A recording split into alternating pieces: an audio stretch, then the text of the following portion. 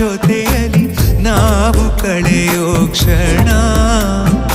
ಯಾರು ಕಾಡದ ಹಾಗೆ ಕಾಡಿದೆ ನಿನ್ನ ಸುಂದರ